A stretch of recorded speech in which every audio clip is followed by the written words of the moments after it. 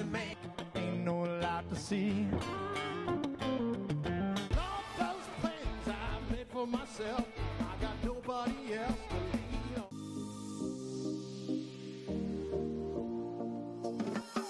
Welcome to everyone joining us to experience stories of resilience, hope, perseverance, and joy. Move over to a sport chair, basketball wheelchair. Category of Best Video are... We love you guys.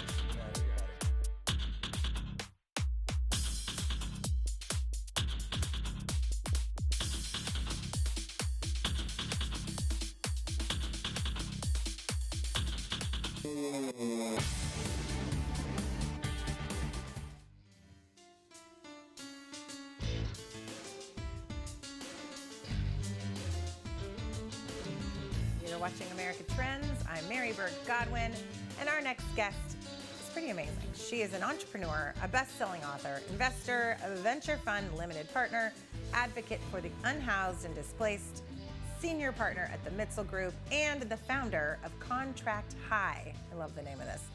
They take the edge off the legal stuff. Contract High, love that name. Welcome to the show, Lisa Liu. Good morning, Mary. Good morning. How are you? Good to see you again. I'm so happy to have you back. This what you do is so important, I think, for business owners, especially small business owners, entrepreneurs that are getting started, because there's so many needs for contracts and legal advice that can be overwhelming. So can you talk to me a little bit about how you started Contract High and how it can help business owners and entrepreneurs? Yeah, absolutely. In my law firm job as a partner at the Mitzel Group, we deal with, businesses that are small, but they've been around for a while. And I see a lot of mistakes. I see a lot of cleanup that we end up spending a lot of money on. And the reason is because they just never started it right in the first place.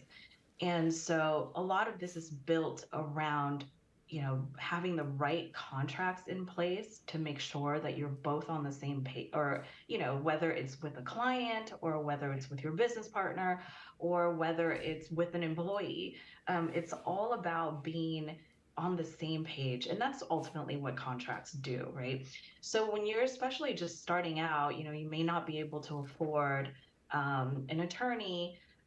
But what I really wanted to do was just make sure that people could still get some good value, good contracts out there for a reasonable price, right? And knowing that they're drafted by lawyers and have been vetted and have been working.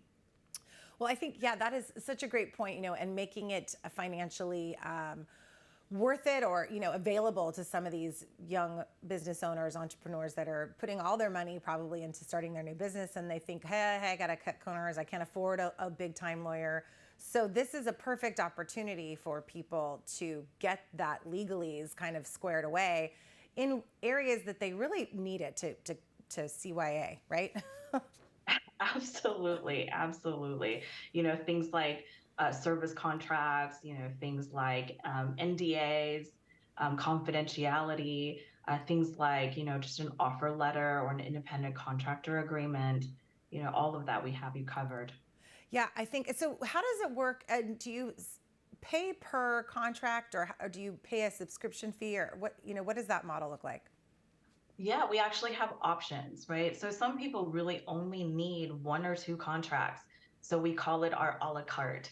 You can just pick up, a website terms of use or a privacy policy, because that's, you're doing a website and that's really all you need. Or, if you're really needing the full suite, kind of all you can consume kind of buffet, right?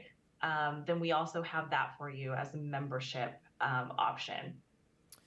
That sounds pretty, that is awesome, the different options that people have. And I want to ask, do you get to actually speak to somebody as well? Or is it all just kind of contract their templates in the system? Yeah, they're templates, but it's really, to answer your question, no, you do not necessarily get access to an attorney. But what the nice thing about contract high is, there are a ton of templates out there, but most of the new business owners and new entrepreneurs, they may not actually know how to fill out the blanks. Mm. And so what contract high does is that it kind of gives you some guidance and puts it in a questionnaire format. So the questionnaire format allows you to, it asks you a question, you fill out the answer, and it populates things in the right order and in the right place. That's amazing. What a genius business model this is. I love it. Now, while I have you, I want to ask some kind of, I don't know if they're legal questions, but, kind of some advice maybe for entrepreneurs at home. Things to consider when going into business with someone as it pertains to the legal side of things. What kinds of things should people have in a place? Because, I know people get excited about starting a business together, and invariably it may not work out down the line. So, what are things to consider there? Yeah, absolutely. As an attorney, I've seen this so many times. We don't really necessarily think about taking on a business partner or going into business with someone as a long-term relationship, but it really is like being married to someone. Yeah. Sometimes it's it has outlasted real marriages, right?